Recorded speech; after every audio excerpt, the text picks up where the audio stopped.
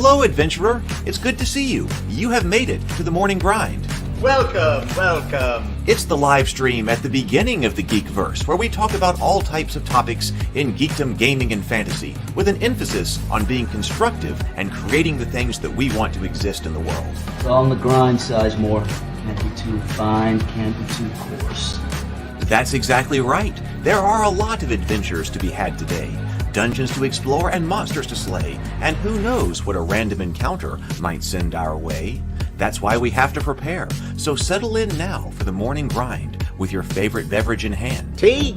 Or maybe something a little stronger. I've got a few bottles of the old Wynyard left. Whatever you want. Pull up a chair. Dude. If you're feeling fancy, how about a cappuccino? Or a frappuccino? Or how about an espresso? Just tea, thank you. Sounds good to me, Gandalf. Whatever you want. I'm just glad you're here. Everyone is welcome. You can just watch if you want. You don't have to worship anything you don't want to worship. Thank you, Mike. But be forewarned. Sometimes we get really strange characters around here.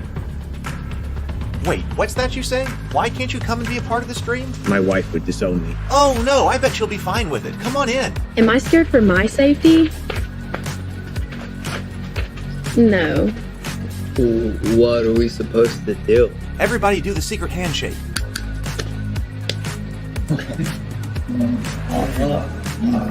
Secret cultist handshake. Oh, now do wizards who love each other. This, my friend, is a science. I still don't have gifts, but it's fine. It's all on the grind, son. Can't be too fine, can't be too coarse. Dude, this would be a sick place to bring the band. Indeed it would be, Dave. It really would. I'm seeing more people coming in. Welcome, glad to have you here. Oh look, here's someone new. Is this the cultist meetup? Yes it is. Come to hang out? Please accept me. I have nothing else. Okay, we accept you. Everyone's welcome here. Brought some snacks. Well, that makes things even better. You want some coffee? I don't drink coffee. You sure? It's cultist coffee. What makes it cultist coffee? I'm a cultist and I'm drinking it. Oh. Then I'll have some. What exactly is going on here? I'm seeing more people coming in. Welcome. It's so great to have you. Oh, and look, here comes another stranger. Can we help you? Yes, fellow cultists. I could really use some food. Oh yeah? Welcome. We have donuts. Oh, it's me. I'm glad I'm here. I'm sure you have a few questions for me, though. What's your name? Who do you work for? What god do you worship? Great questions, Rob. I'm Steve King, and I worship Nyarlathotep. No, not really. I'm just Heath, and I won't be worshiping anything this morning. But I will be your host. Welcome to the office. We're going to have a great time. I've got my coffee ready, because now it's time for the morning grind. If you could become a fish, that would be amazing. Then I could command you with my mental fish powers. Hey, good morning, everyone. Thank you so much for being with me today. Yes, by the way, I'm wearing my glasses today instead of my contacts, so you're probably going to see blue eyes here for some of this, but that's just the way it is this morning. So good to see you, everybody. Welcome to my home, welcome to the office, and welcome to the morning grind. It is great to be back here with you this morning. We got PH here. We've got Zero the Blade. Lynn is here. Good morning. I see the great old ones. Good morning. We've got RPG X-Vile. DJ Adavan is here. Mike is here. Tony Fisher. Good morning, everybody. It is great to be here.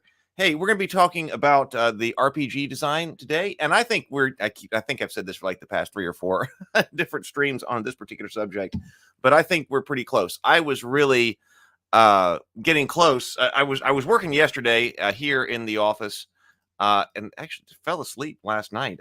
I guess I was tired early, but was working quite a bit yesterday, trying to took care of other things that had to be done, errands that had to be run, then came back and got working, and I'm pretty happy about where I am. I was really thinking, gee, could I get all this done by the end of the day today so that next week we could actually start promotion and advertising and things like that?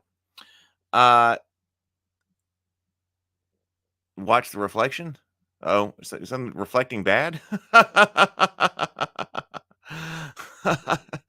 Let's see. So, I don't think there's anything to reflect in my glasses, but I was really thinking about that, and so I was hoping that the I think that might actually be possible. Might actually be possible to go ahead and actually start launching and putting this stuff out in about a week.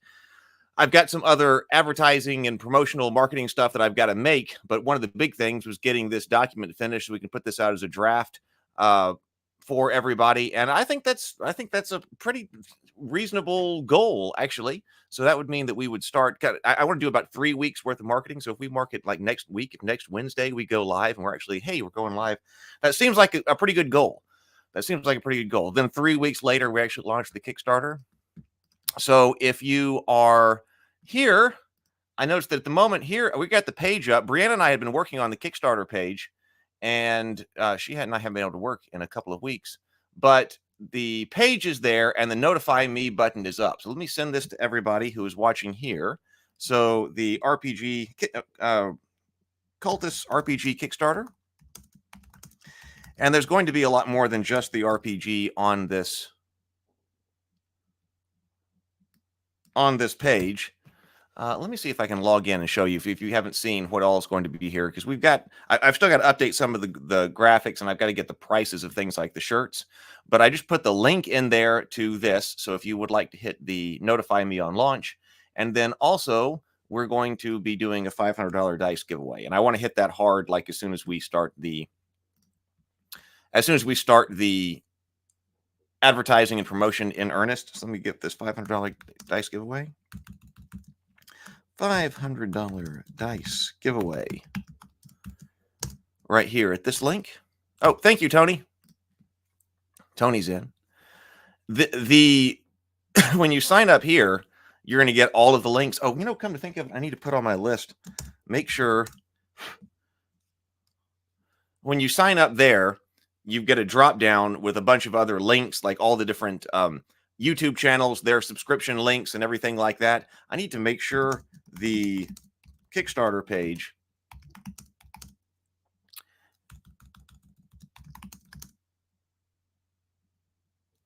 is on the 500 the dice giveaway link. So I'm getting excited. I feel I've been working on this for a while, and progress on it really slowed. I know over about the last, especially about 3 months, because I have been out of time to do anything. So I'm really excited about being able to get this actually at the stage where we can actually get this done and get this project done and get this out to other people. There's so many things planned for it. So, all right. So those are going on right now. Let's, hey, let me take this down and let me see if I can just go into the Kickstarter page. I'm gonna have to log into another Kickstarter profile.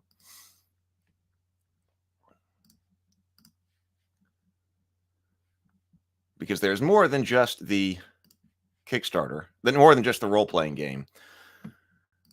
And if you haven't seen it, if you're new here, you know what's going on here. And I will put out a preview, the preview link.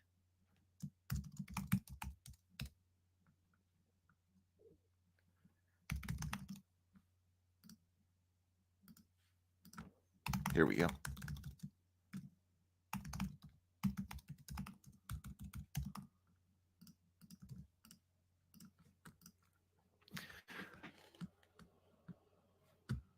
Let's go check it out.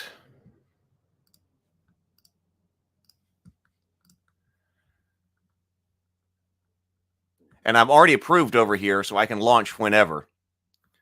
Project review. Oh no, story. So it's in my hands. Let me go to preview. So we've got. I'm going to need to like part of making the video for this is part of the. Actually, that's going to take a while. Can I get that done? Well, I don't have to have the video done in order to start the promotion. I would need in order to go live. So I do have to do the Kickstarter video.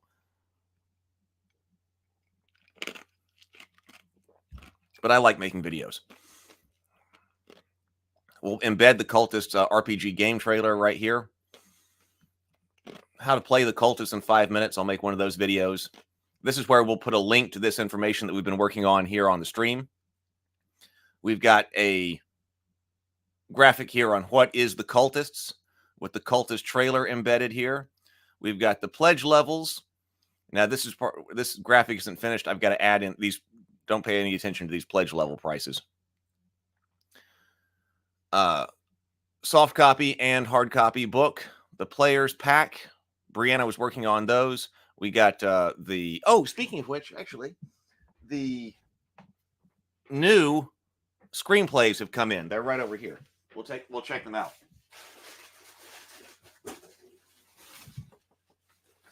I just got this box in. Got the shirts.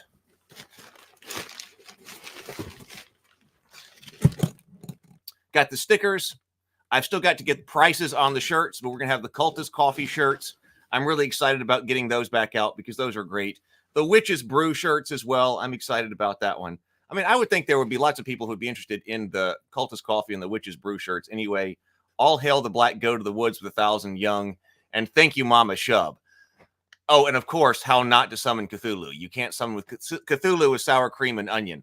One of my favorite lines, though, is I was going back and re-editing some of the Cultists for the tall format, like the shorts format, was now I'm all about some nameless mist. So if there was ever a reason to do another shirt, maybe in a future Kickstarter or something, maybe there should be a shirt that says, now I'm all about some nameless mist.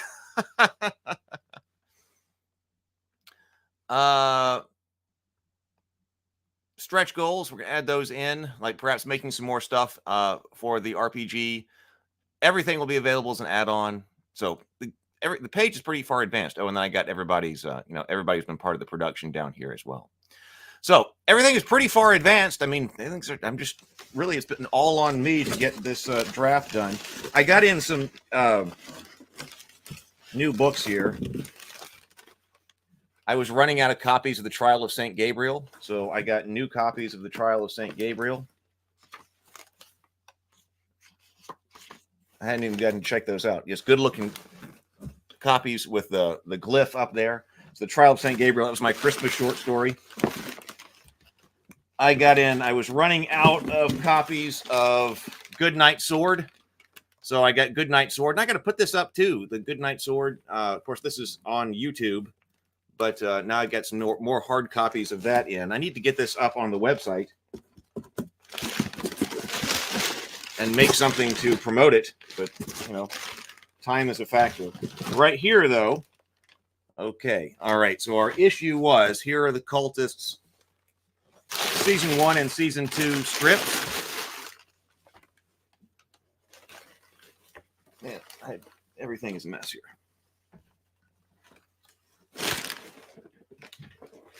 I am living in chaos. And I know I've had these before. Oh, yeah, it is Juneteenth. So this is a holiday. Oh, I was planning on going out and... I may not be able to do a couple things because it's a holiday. So, yes, this is the holiday. Juneteenth, June 19th. Yes, thank you, Andrew. Yes, lots of goodies. So I got the Season 1 and Season 2 screenplay in. And the problem was... I've had them before, and it takes a while to get everything right. But the first version of this did not have anything on the spine. And I'm not sure why Brianna and I did that. Brianna laid out the cover, but for some reason we made a call to do nothing on the spine. But when I'm sitting over here on my shelf, I really want to see something on the spine. And so we put the Cultists, and our names on the spine, but then the printing got off and it's not perfectly centered. It was made to specifications. It really was. We checked with them, but the printing on the spine was off. So Brianna reduced the text of the spine basically as small as it could go to 6-point font. And now it's written on the spine. I mean, they're not wide books. And I think it looks better when the text is bigger, but I don't know. What do you think? So here we go. I'll let you see. Let's see. Okay, so like right over here then. So I like the bigger words, but you can see that it's not, especially on that bottom on the green, if you can see, because the colors are, but it didn't print correctly on the spine. The smaller text is definitely more centered, even though it is less readable. So I guess that's what we're going to go with, because it's just bouncing all over the place with the wider text. We just need larger books to be able to do that with. But oh well. Okay, so those are here. That does work. It's centered. It's not overrunning like to the front of the book or something like that. So all right, that's been taken care of. So I think we finally have that now. All right. So I guess it's time to about get started. Hey, let's do a breathe and sip. Yeah, well, that's yeah. I mean, it says what does it say? It says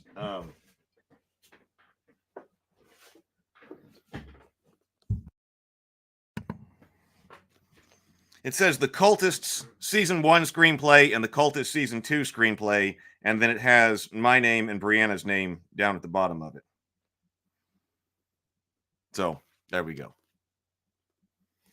I like it. I like it with the small text better than no text. I guess that's just how it's going to have to be. Seems like you always have to go through a few iterations with these print-on-demands in order to make sure they're right. Oh, but yes, you can read it. Yeah, but yeah, okay. Now, wait a minute. I see what you're talking about now. I thought you were talking about the text on there. Yep, so that we just decided I wanted to have printouts of the screenplays to be able to put them over here on this area of my shelf that I'm reserving for things that I have written. And I was like, well, we did write the Cultist screenplay, so those need to go over there. And that, hey, we decided some other people might like them, so you get to actually have the scripts. The actual scripts that were shot, that were used to shoot the show. So we bound them up and put them together. So that's what those are, the actual screenplays that we use, the actual screenplay that we used to shoot the show. And Brianna and I wrote a message in the beginning. I won't read them to you. Let's see, the Cultist season 2 right there. Creator's preface right there. So I wrote something to lead off here, and then also there's a director's preface in here as well. So there's a little bit of extra messages from both me and Brianna in the beginning.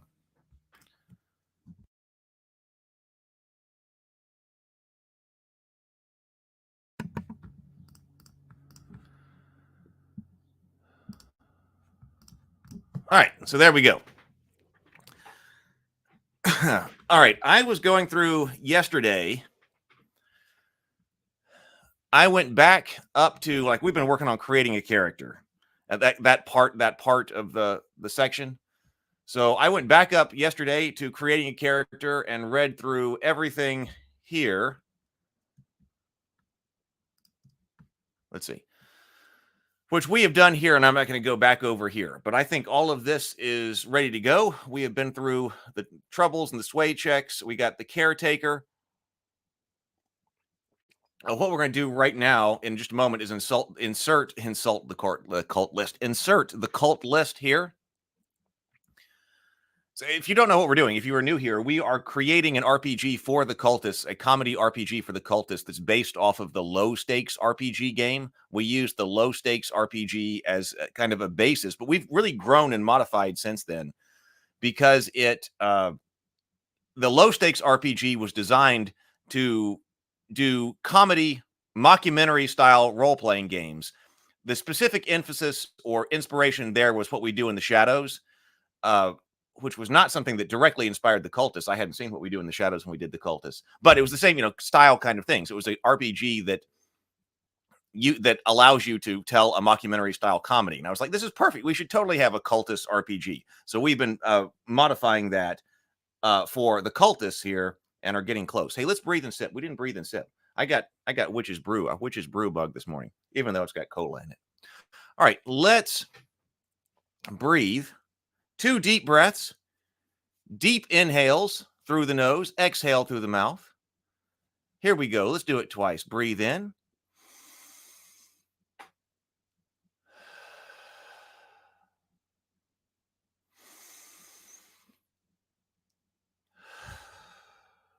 And sip.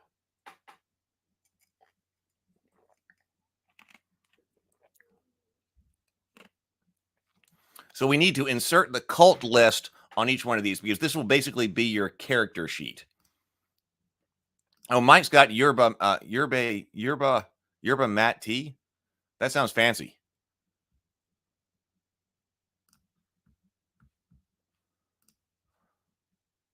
Yeah, bigger. See, the bigger writing on the sides, I prefer too. I mean, that's my first choice. My second choice is the smaller one, and then. But I told Brianna if that doesn't print in the center, we're going to have to remove the writing from the spine and go another route, another iteration, because I just know that people will, people will get the book and then see that the spine is not printed on center and want it to be replaced. I just know that's the case. So I'm like, I can't send out these books if if it's the larger print, which is more readable, yes, but if it's not printing centered, if they can't print that centered, then I can't send those out because people will have a problem with that. So it's, do I want to have the small text on the spine or no text on the spine? So it looked like, okay, it looks like the small text printed center. So, all right, I guess we're gonna have to go with that. So caretaker, conflicted, the critic, the dandy, the elder goth, the fanatic, the grouch, the lackey, the larper, the maverick, the metachronism, the novitiate. Hey, Charlie. The provocateur. We got all of that. So I think all of that is ready. So here we got the cults. So here are the cults and their powers. So let's try. I think I finished all of this yesterday. So now let's talk about it and see where we are and if this works. Actually, I might not have finished the cult of Dagon. Yeah, I don't know about this one. Okay, well, we'll see. We'll see. The cult of Dagon, I was still having trouble with. That's right. So, all right, let's see. The cults. A major part of the fun of the Cultist RPG is undoubtedly stepping into the role of a zany cultist of a Lovecraftian god. Each of the cults has each of the cults have 3 possible powers that a member of the cult can receive. Remember, the player is not required to select which of the powers the character will have when the game begins. Players are allowed to choose their power when its first use comes up narratively in the story. Get the AC going in here.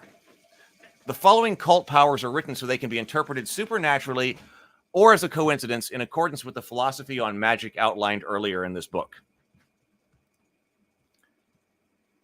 The cult of Azathoth. The cult of Azathoth is the Azathoth is the creator god of the universe. Known as the blind idiot god, he wallows to the music of ethereal flutes at the center of creation. His mindless and chaotic nature means he's oblivious even to the existence of the universe that he created. He is served by a retinue of lesser cosmic beings that dance with him for all eternity. His cult is made up of witches and warlocks who sign their name in his black book. Powers. Choose one during gameplay. Sudden appearance. Enter or exit a scene at will at a location of your choice. Craft magical item. Brew a potion or craft a magical charm that appears to have supernatural effects. Hexes and curses. Cast hexes or curses that cause minor inconveniences, bad luck, or other effects. The cult of Cthulhu. So I like that. I like that. I think those 3 that the powers go very well. They're displayed in the Cultists web series. Usage note, you wallow in a substance, not use it.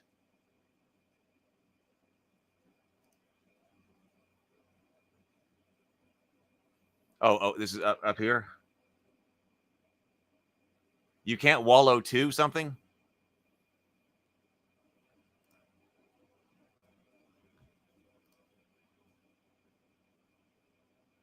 Okay, so you can't wallow to something? Okay, so what does he do instead then? He well, let's look up some synonyms.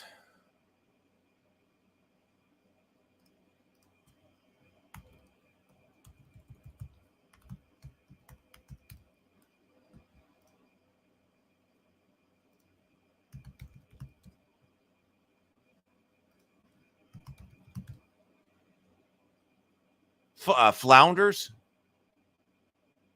Verb is in to slosh around in.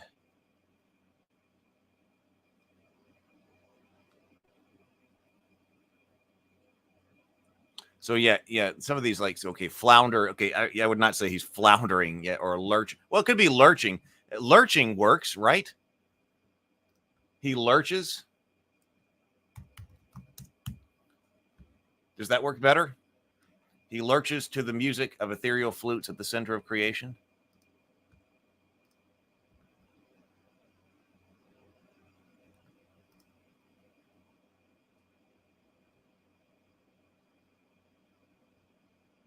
I mean, I do think of him wallowing. Do you need a line that once the power is chosen and used, it remains the power for the game?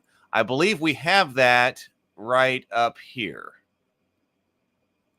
Let's see where we say that. Review your characters. This is creating a character. Review your character's possible special abilities. Each cult has a variety of possible special abilities that allow some of their uniqueness to have a mechanical impact on the game and help drive the narrative. Players should review what abilities being a member of their cult could grant them. Players should not define a special ability for their character at the start of the game, but rather wait to choose what special ability their character has until the opportunity to use one comes up in play. Once chosen, that special power may not be changed for the remainder of the game, but it may be used in multiple scenes whenever narratively appropriate. If players are playing the same character in the campaign, clear the character's special ability selection at the start of the game. So I do have that up there, but I suppose we should reinforce that here. Players are allowed to choose their power when its first use comes up narratively in the story. However, once chosen, it remains that character's power for the remainder of the game. Well, why don't we say the remainder of the session? Players are allowed to choose their power when it first comes up narratively in the story. However, once chosen, it remains that character's power for the remainder of the game session. There we go.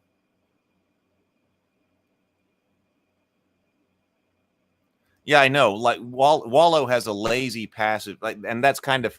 I think that's why I was using it for Azathoth. I think that's exactly why. Could Wallow? Maybe we need to go to Wallow in then. Wallow's in the music. Hey, Bacon. Because I like the lazy and passive connotation there. He wallows in the music. Well, why don't we could come up with what kind of substance he's wallowing in too.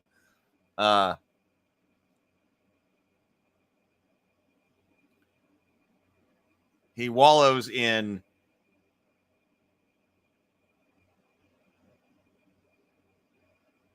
I mean, you think of like goo and gel and stuff, right? You think of like goo and gel when you are I'm thinking about like these classic kind of Lovecraftian gods. He wallows in primordial ooze.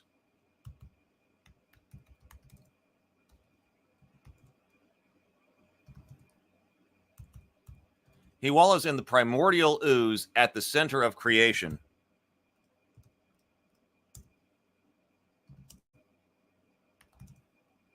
As the music of ethereal flutes fill the air. Okay, perhaps that kind of sounds pretty good, I think. Azathoth is the creator god of the universe. Known as the blind idiot god, he wallows in primordial ooze. In the primordial ooze at the center of creation as the music of ethereal flutes fills the air. His mindless and chaotic nature means he's oblivious even to the existence of the universe he created. He is served by a retinue of lesser cosmic beings that dance with him for all eternity. His cult is made up of witches and warlocks who sign their name in his black book.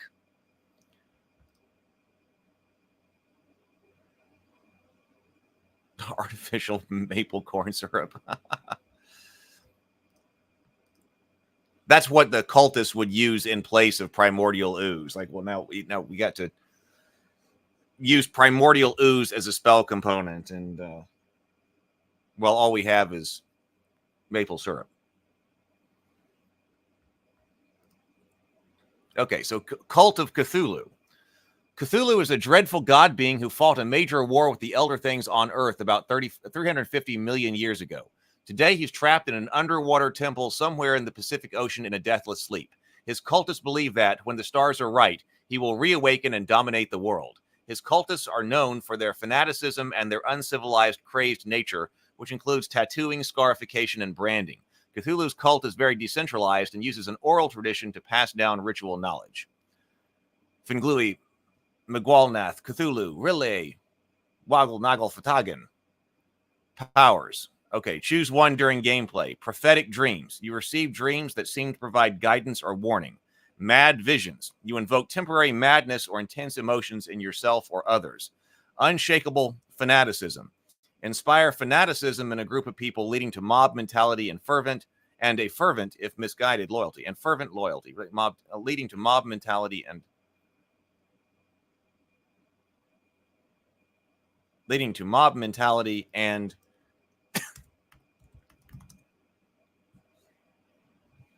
leading to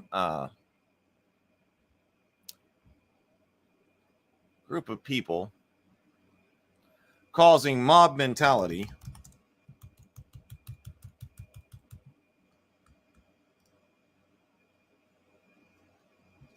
and their fervent, if misguided, loyalty.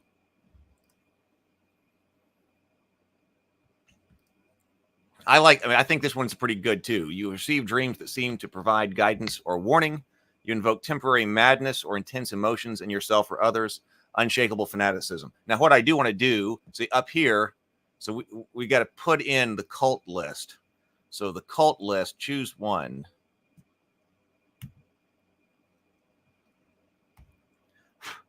So you need to be able to put your power, your cult, and your power in here. So once we finish one, let's go ahead and make this up. So this would be Azathoth.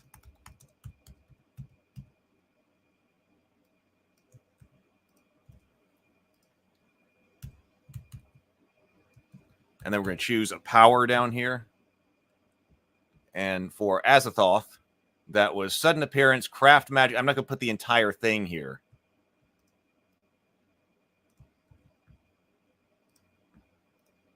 And I'm thinking that will have to be on one line.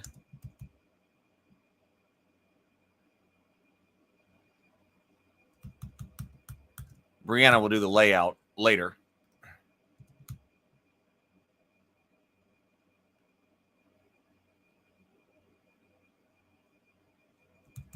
And we'll copy this down to all of them. But there we go. Something like that. Take off. There we go. So choose one. If you're Azathoth, cult and power.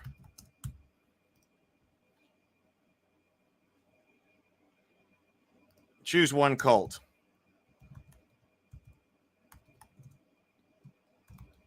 Choose one power during gameplay.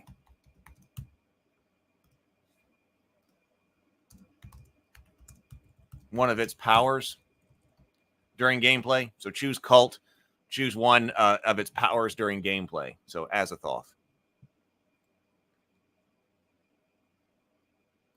Okay. Yes, you can make a suggestion. Please do, Bacon. Absolutely. I know. I James Bacon over on his channel has posted a video on the hit point debate. So I know I got to catch up on all that too. I am still catching up. Definitely subscribe to James' channel, Bacon Gaming.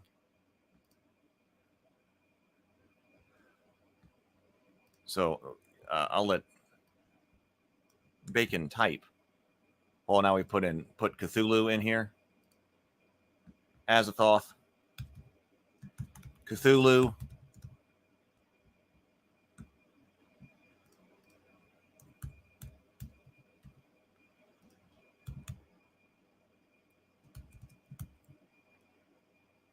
Prophetic dreams. Mad visions. Oh, do I want these things to line up? Probably I do. Or that will be a layout. Probably more of a layout thing.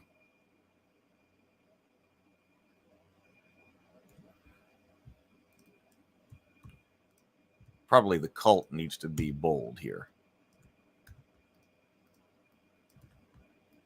We could also reduce the, this is a bit more layout, but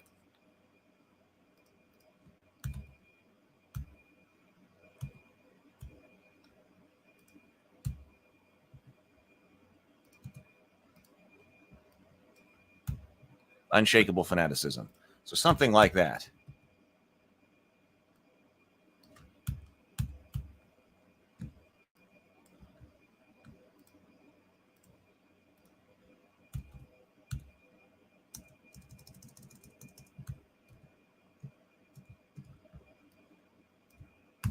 And debold that.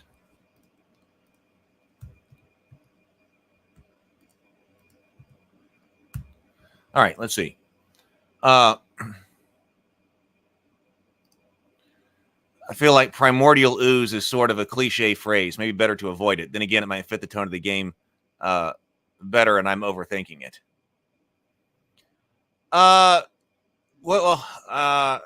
What other type of ooze? Well, let's look up. Let's look.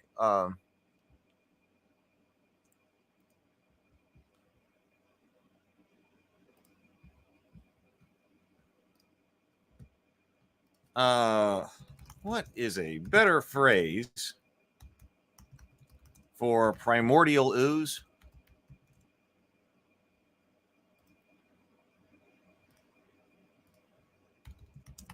That still invokes that feel, but is less cliche. Let's ask ChatGPT.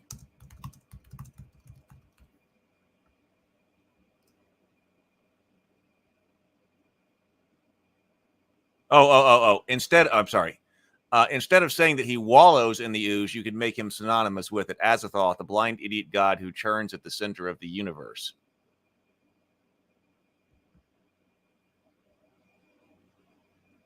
This is Scrivener. I use it for basically all of my long form writing. I love it.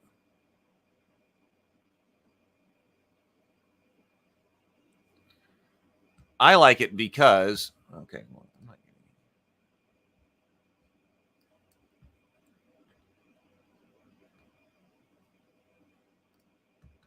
I like it because I've got the outline on the side, so I can look at the structure of the book over here and get it all out, get it all ready, and then type in each one of these. And you can separate these things and move them around, and once you get a sub document, move it around your book. I don't think I would never try to do this in like Word anymore. I wrote my dissertation in Word, and I can't believe that was the case. I discovered Scrivener after that. I can't believe it's just one long, gigantic document. I can't believe that. This is much better. And also, you can set like what your word targets are for each individual section, which I've completely blown and missed. Completely blown. So we're just going to have to see what this ends up being like.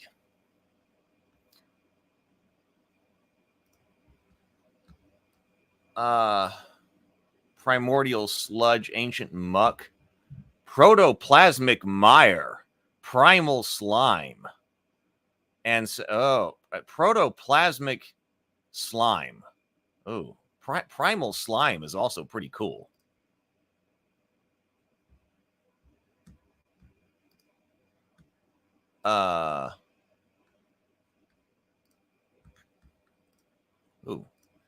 What if we? I like wallowing. I like that he wallows. And what about I like primal slime? That does get us away from a little bit of a cliche. He wallows in the primal slime at the center of creation.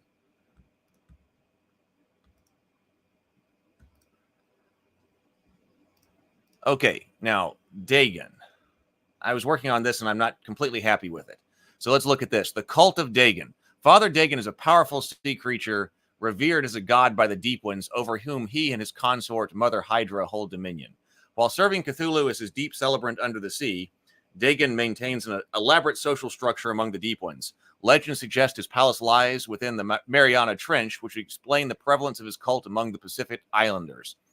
Although often depicted as a merman-like figure, Dagon's true appearance is uncertain. Rituals involving seawater and blood have been used to commune with him, granting believers mystical powers. His cultists have a long tradition tracing their lineage all the way back to the biblical Philistines. So what do? Oh, I got the approval of primal slime.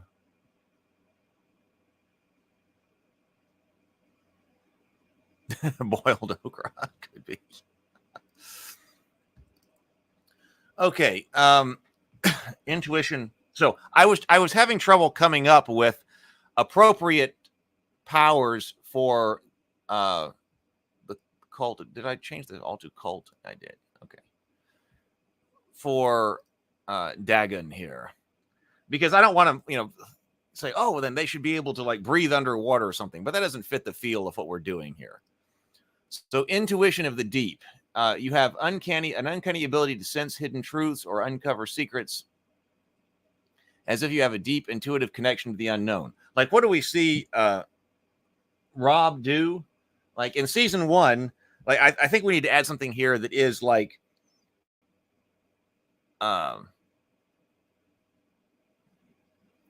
leading a ritual or some kind of knowledge of important rituals, because that's what Rob does in season 1. In season 2, well, he is going insane. He's becoming increasingly delusional. I love deep fried okra. That fried okra, that's a classic, staple around here in the South. Classic grandmother dish. And I love fried okra. Fried is definitely the way to go. I don't like this. So you have an uncanny ability to sense hidden truths or uncover secrets. Perhaps with a deep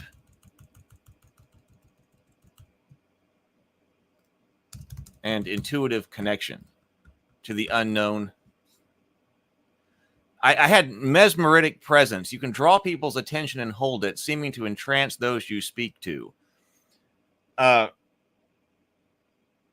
Because Rob does the church, he's like the church leader.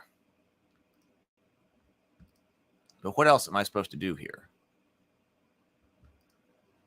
I feel like there should be something to do with the water, or fish, but I'm not sure. We don't be too overt here, because it's also not like, Rob has his. Well, they do have their fish. Is there something that could be done with the rubber fish? It's the rubber fish. Some type of fish familiar.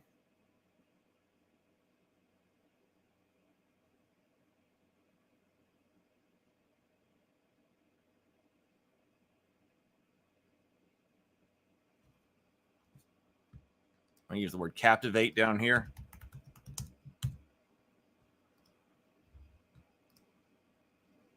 So this is the last one that I'm fighting with.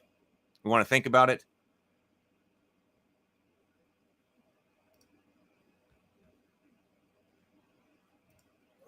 So we do think it needs perhaps something with perhaps something about leading a ritual or the knowledge. Like we get this thing about the oaths. Maybe that's it.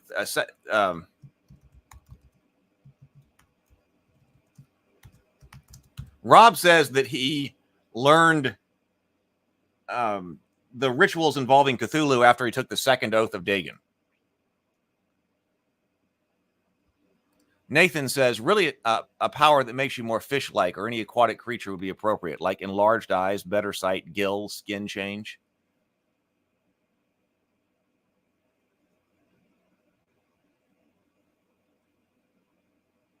Yeah, well, or unless your fish is rubber, right? Unless the fish is a rubber fish.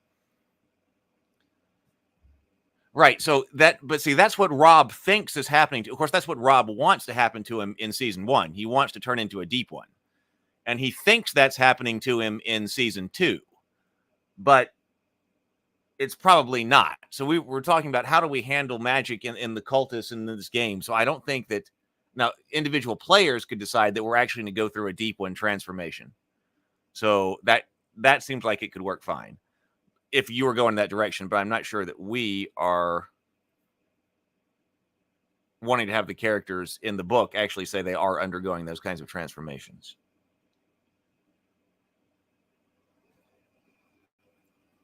Have a perch on, like a fish familiar.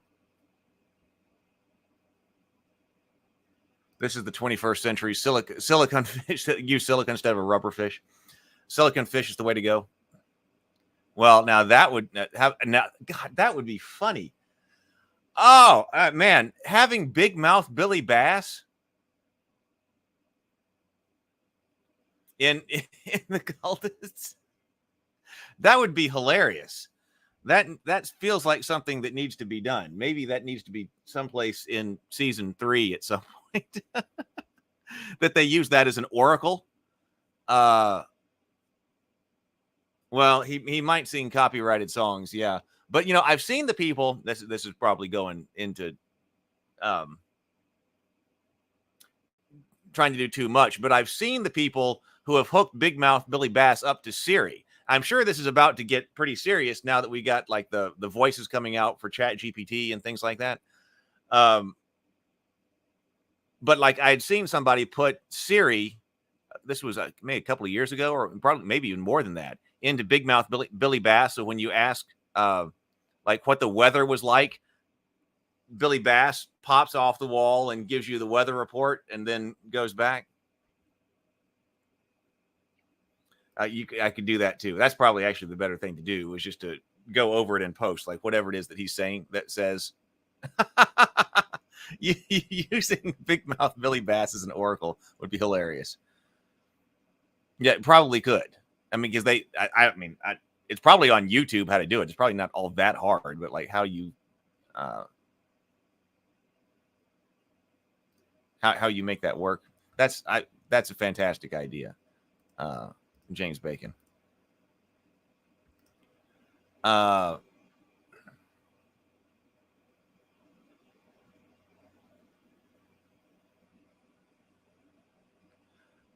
kind of like that. So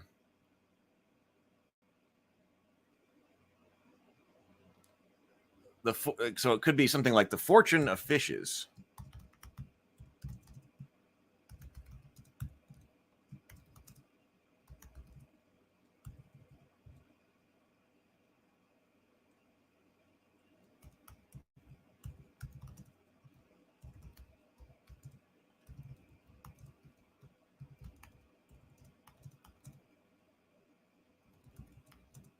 Giving you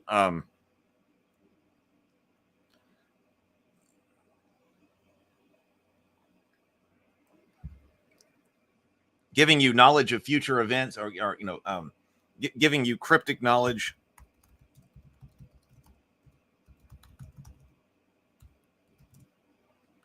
Hidden insight.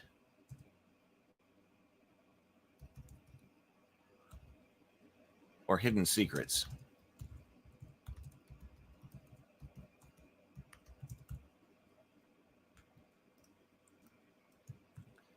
That's more evocative than that one.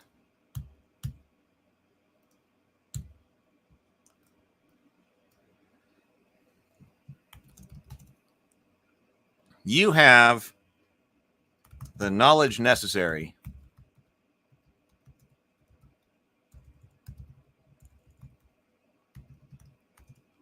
to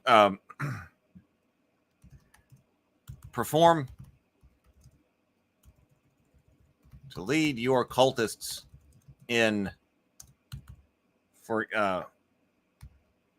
rituals long forgotten,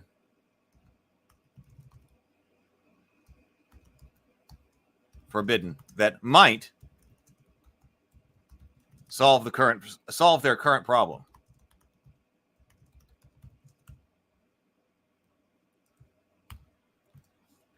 You have, does that sound like a reasonable one? I'm feeling like Brianna and I, so this, I forget what I've said on stream and what I haven't. I think I said that Brianna and I need to rewrite this part of the Kickstarter page too, because I know it'll come up like, what about a third season of the Cultists? So Brianna and I did a few weeks ago spend all afternoon basically reading through all of our scripts for season 3, because we did write season 3 fairly soon after season 2. We're like, all right, but I never got the traction that I wanted to, but we did write it. So we're like, what is our status here? Let's go back and read season 3. And we came to the conclusion that we could not shoot them as we had written them. So, I mean, as they stand now, we've completely grown as storytellers. The Table Talk channel, everything that we went into with going into storytelling and story structure and things like that, we did all of that after we had written season 3 scripts. So, and that the purpose of that was to become better storytellers and better writers.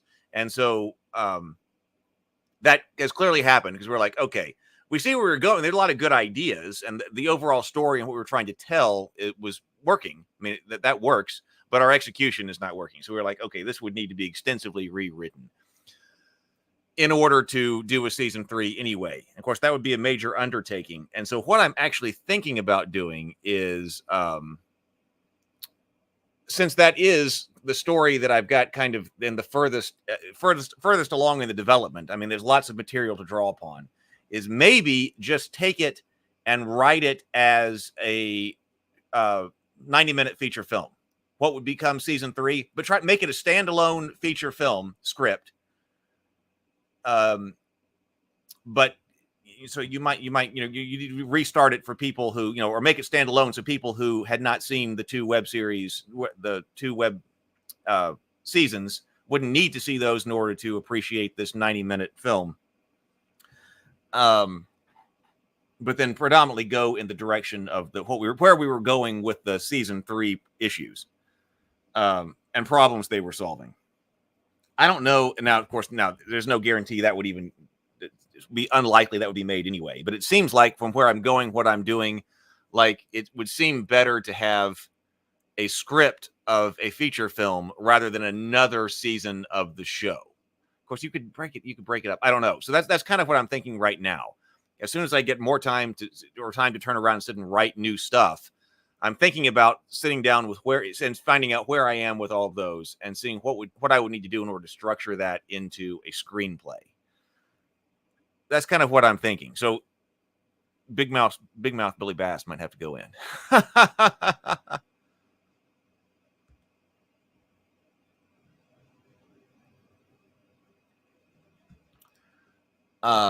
Fortune of Fishes.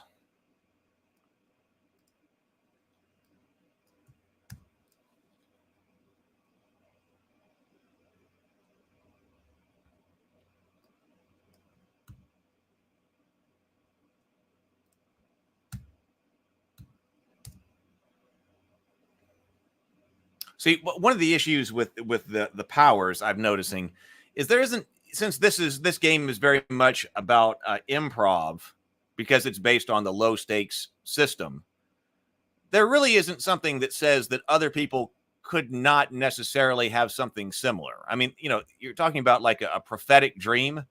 I mean, these are powers that, okay, so when you're looking at your powers as a cultist of Cthulhu, okay, this is the kind of stuff that you could have and do and could apply. But it's not like in an improv environment, if somebody said, okay, I've got this idea, I think I've had this dream that's telling me something, that would be forbidden to them or something,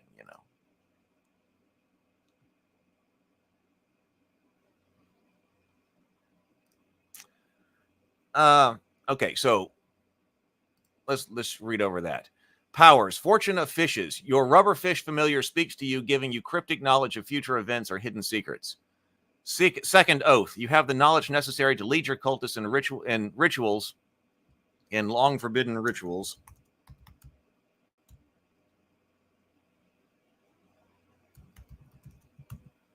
That might solve the current problem. Mesmeritic presence. You can draw people's attention and hold it, seeming to captivate those you speak to. Those you are speaking to. You can draw people's attention and hold it, captivating those you speak to, seeming to captivate those you speak to.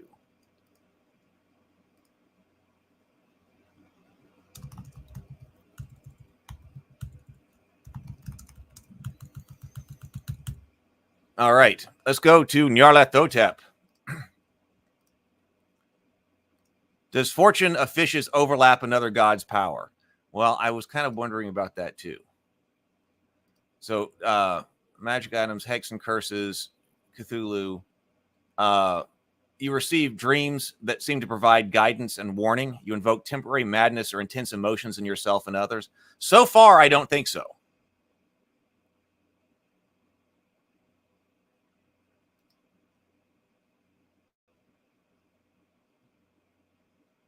So far, I don't think so. I don't think we're doubling up. The cult of Nyarlathotep. Nyarlathotep, also known as the Crawling Chaos and the Black Man, is seemingly unique among the Elder Gods because he has taken an active role in the affairs of humanity throughout history. His cultists ardently believe his most famous manifestation was an Egyptian pharaoh. During that time, he reshaped Egyptian religious beliefs and established an enduring magical tradition. But his influence extends beyond Egypt. It includes ancient Central and South American civilizations as well as Asiatic shamanistic sects. Powers. Choose one during gameplay. Master of Disguise. Adopt a disguise to go unnoticed, blending into different environments and situations. Propagandist of the Elder Gods. Spread rumors and manipulate public opinion, influencing a large group of people to believe or act in certain ways. Historical knowledge. Access ancient and obscure knowledge to solve puzzles, interpret prophecies, and impress others. I like that one. I like that one.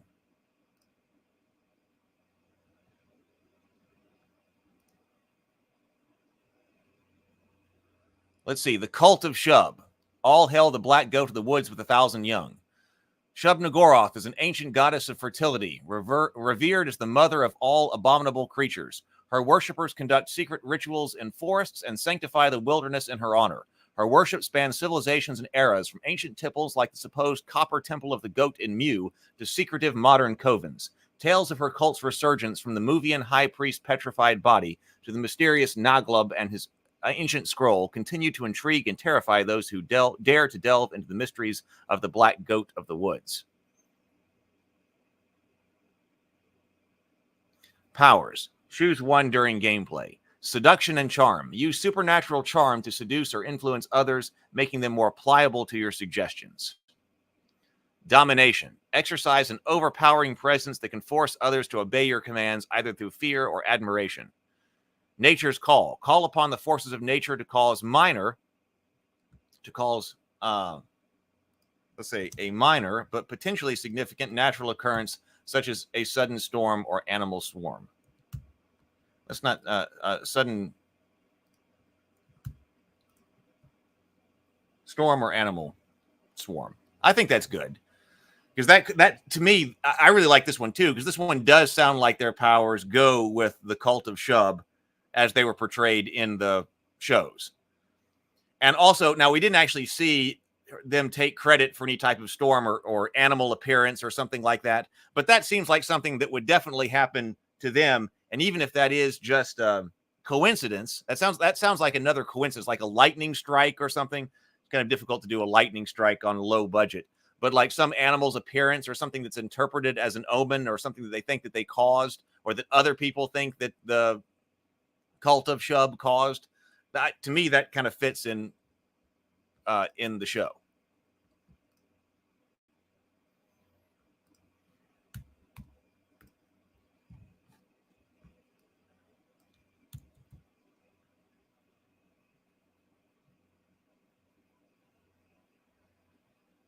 Okay, Yog-Sothoth. The Cult of Yog-Sothoth. Yog-Sothoth defies mortal comprehension, existing beyond space and time. As a deity of knowledge and gateways, his influence spans occult intelligentsia and ancient magical traditions. Cults venerate him through rituals tied to stone circles and seek arcane wisdom from forbidden texts like the Necronomicon.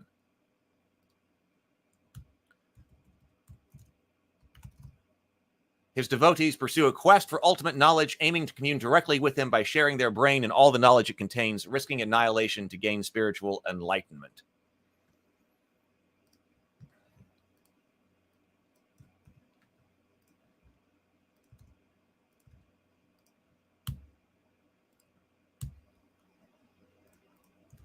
Okay, so what did I have here for Yog-Sothoth?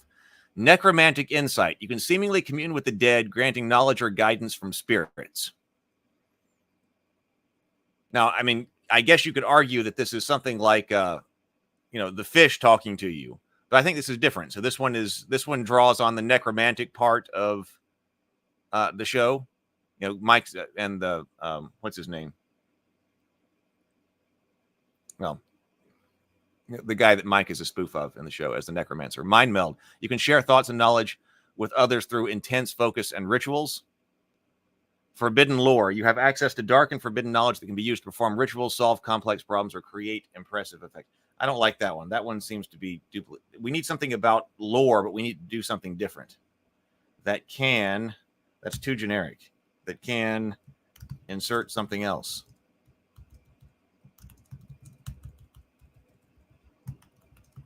I mean, what is it that we see Mike do?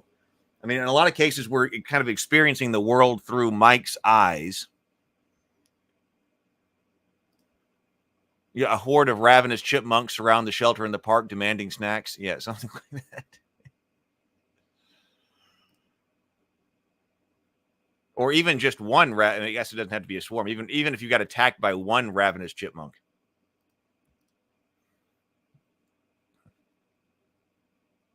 Like, what does Mike do? So,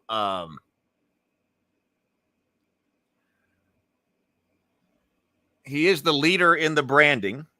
Okay, they often go to him to lead ceremonies. Mike leads the first ceremony to the branding. He leads the branding ceremony, and then he leads also Ben's ceremony to dedicate himself to Cthulhu as well.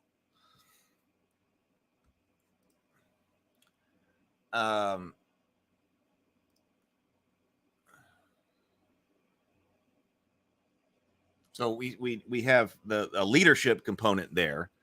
And now the sacrifice. He does sacrifice things because he does talk about, I'm the only one who sacrificed anything around here. He sacrifices. Let's use something about sacrifice.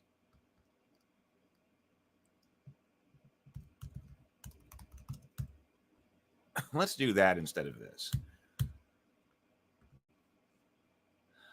And this could be something like head of the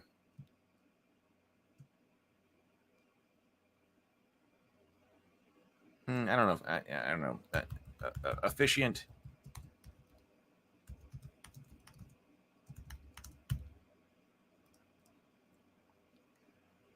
Black sacrifice or something.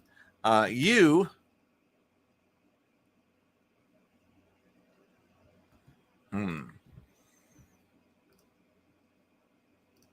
Fill you with glee when participating in painful or other sorts of rituals. Oh, yeah.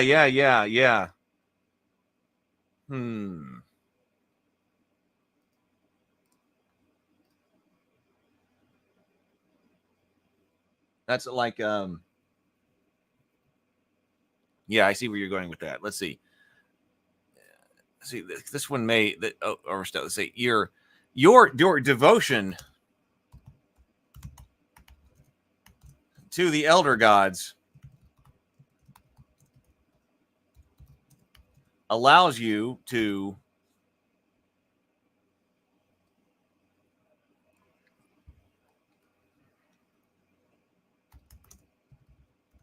put aside any distraction, including physical pain.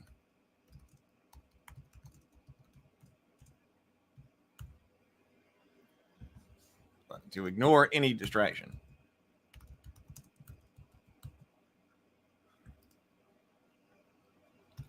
When performing a ritual or rite.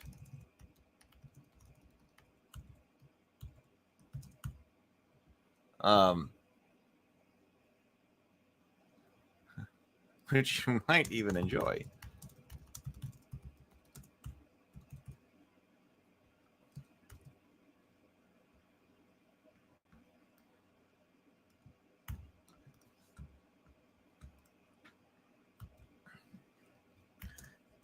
Sacrifice.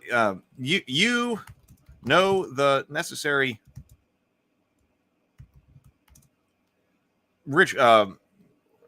Right. We use these words again.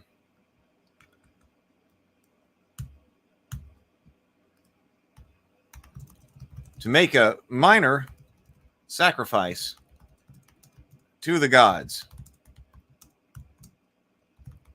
perhaps incurring their favor, perhaps how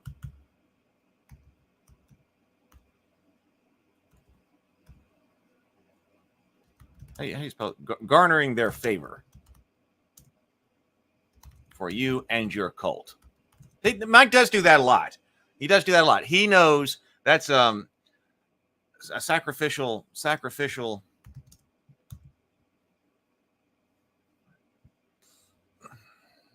kind of something here. But Mike does do that because he's like, no, I understand why this isn't working. We have got to dedicate ourselves. Sacrifice of dedication. Sacrifice of dedication. There we go. How about that? Because no, I understand. I know why we have to go and do other things.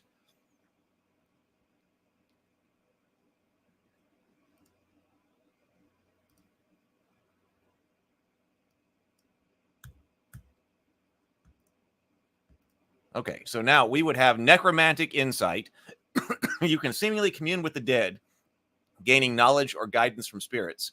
Sacrifice of dedication. You know the necessary right to make a minor sacrifice to the gods. Garnering their favor for you and your cult. Officiant of the cult. Your dedication to the elder gods allows you to ignore any distraction, including physical pain, which you might even enjoy when performing a ritual.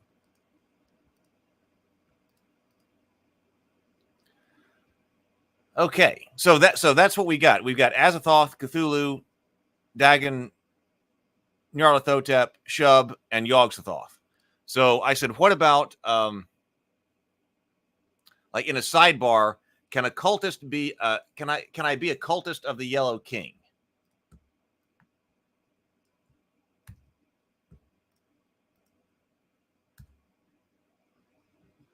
And I say maybe. In the Cultist web series, the supposed cultists of the Yellow King are the villains of the story. And it's not even clear as to whether or not the cult of the Yellow King actually exists. But I should say, but it is not even clear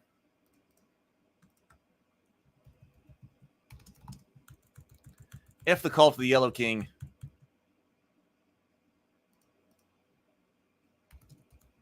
if their cult actually exists. Perhaps they're only a figment of the cultist's imagination, which is kind of the way that I think was going on here. They imagined themselves an enemy they had to fight. This could be the case in the Cultist RPG as well. However, earlier versions of the Cultists Season 1 script did include the cult of the Yellow King in a much more explicit way. They represented a much more organized and structured cult, deliberately meant to contrast with the ad hoc nature of the cults of the main character. Such a cult could absolutely be introduced to the game as a foil for the main characters. But the players, or the game master, if there is one, might also include that, might also decide that the cult of the Yellow King is a more normal cult that one of the player characters might belong to. So that's why we're not adding it in here. Now, we did come down here. We've got some different things to potentially add in as far as stretch goals, which include the Elder God just hanging out, perhaps a reformed cultist, perhaps an alternative Acantha build. Let's see, the Yellow King, potentially Nodens, the Normie, perhaps another beat sheets. There were some ideas down here for stretch goals for us to build out, which I think would be fun to build out on live stream like this. So I figured we could write up a cult of the Yellow King if we wanted to as well. But I figured we'd leave it like this in the core book here.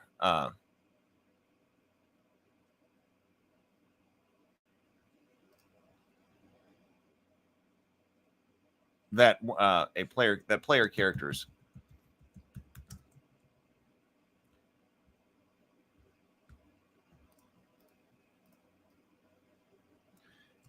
if so, the group should create suitable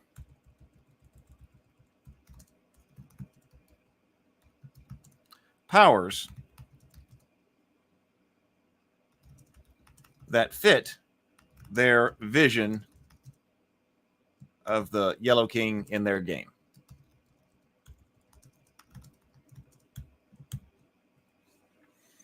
That does have 1, 2, 3, 4, 5, 6. That's 6 different cults that would be in the core book here. Can I be a cultist of the Yellow King? Maybe. In the Cultist web series, the supposed cultists of the Yellow King are the villains of the story. I guess this doesn't need to be capitalized. It are the villains of the story, but it is not even clear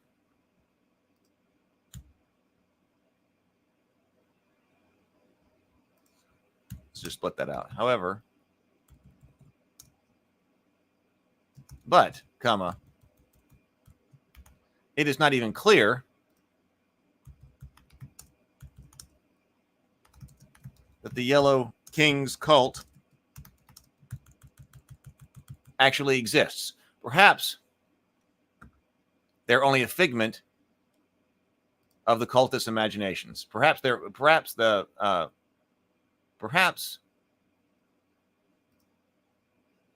only a figment of the cultist imaginations. Like, who is it? Perhaps it's not even clear at the cult of the Yellow Kiss. They might not be out there. Or how about they might only be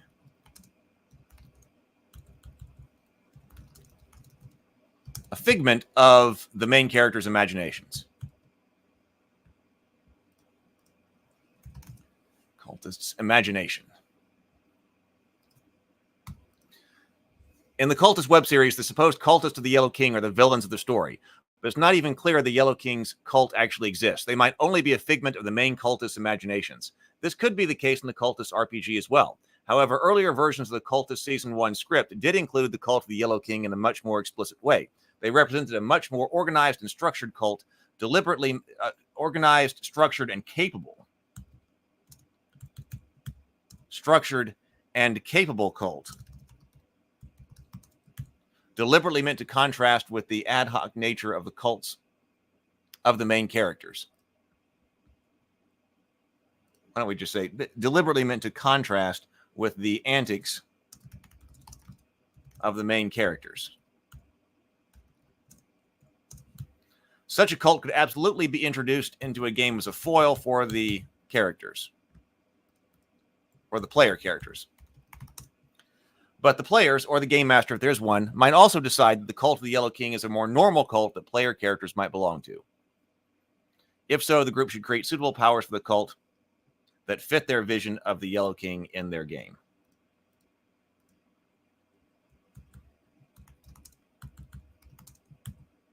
That fits. If so, the group should create suitable powers for the cult that fits their vision of the Yellow King in the game. Mike says, I think 6 is a good amount for the base game. However, I think building out the Yellow King would be fun to do. I think so too. I think it would be fun to do. That's why I think the stretch goal is a good compromise. So this has all of the main cults of all of the main characters in Season 1 and Season 2. Well, but it does include Cthulhu. Well, Dave is a casual cultist of Cthulhu. But he's also very much part of the cult of Dagon. So I guess that's why, because we don't have an explicit hardcore cultist of Cthulhu.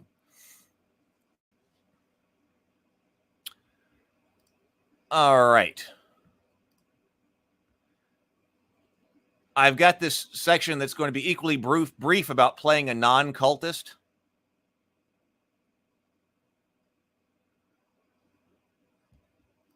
And then pre-generated characters. So we're going to come through here and create the characters. I think we're actually to the point where we could do that now. Not now as in on this live stream. But I think we are now ready because we've got the cults finished up. We've got all of the narrative roles finished up. So we should be able to take all of these and make the characters out of them without too much trouble. I think we will see, but I think that's not going to be too difficult to do. And I think that will also be fun to do. I still have to come through here and look more at these beat sheets. But as you can see, I'm getting down here to the end here. So I'm going to re-edit all of the cults. I got to finish this last section on playing a non-cultist, and then all of those will be finished. pre-generated characters, that seems like definitely something we should do on a live stream. I might try to structure this right here, but maybe that's Sunday. Maybe Sunday morning is doing the pre-generated characters. We were working with these beat sheets. I still have to work with them some more. That's going to be my major task, I think, for this afternoon. And then I think I got one more headache to go. So we got a table of headaches here. And then I was writing out some development notes. So that's why I say I'm getting pretty close. And so that's, man, I could save the pre-generated characters for Sunday. That way I don't have to worry about doing those.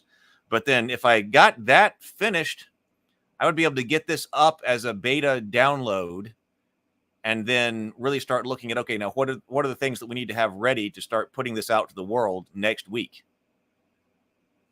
Can we make it? Can I make it? Man, I got lots of things to do, but can I make it? So maybe so.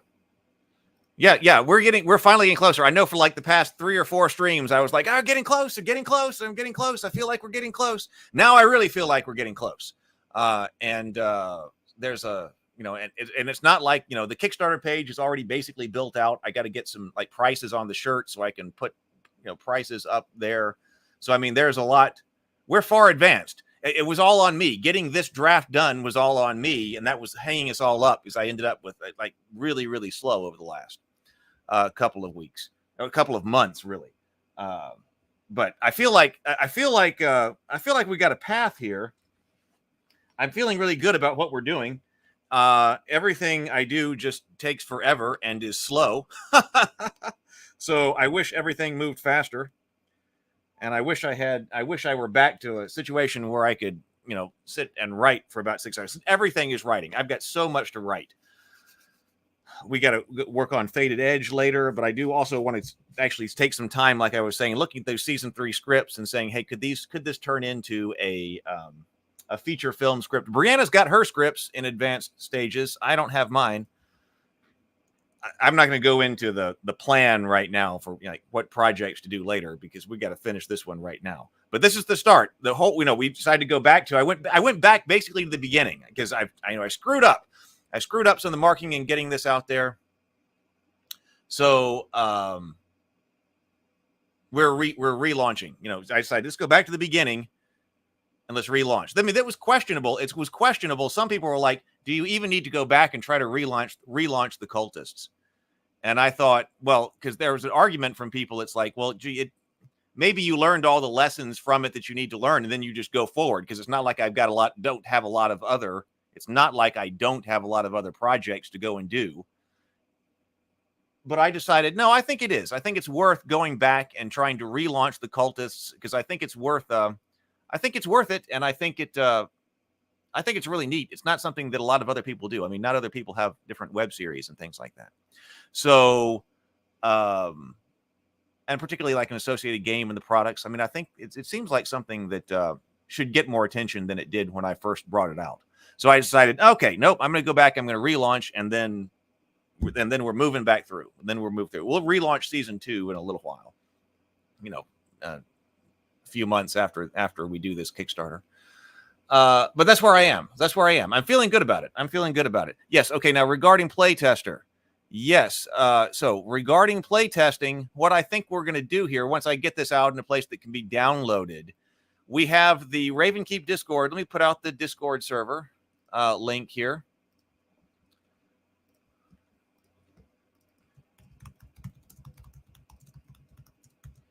And then also those people who might have signed up for the dice giveaway, we will send this. We have the Discord server and we have the online coffee shop. So it seems like we can spend some time in the online coffee shop as well in the lead up. To a Kickstarter launch. Because yes, so there we go. I mean, it helps that this is based on low stakes. So we didn't start from zero. We didn't completely come up with all, mechanics from scratch. We stood on the shoulders of giants to go forward. Okay, so that's where we are. Like I said, it's feeling good. I'm feeling good. So, all right, everyone, have a wonderful day. I've got tons of stuff to do. I'm going to see what I can get done here because this is the critical path is finishing this document. The critical path is finishing this document. Then we can start getting out there and having some fun. But everybody, go forth. Thank you so much for being here. Again, it was a fantastic conversation and it helped a lot. So everyone, please go forth, be creative, be constructive, and grind on. I will see you later.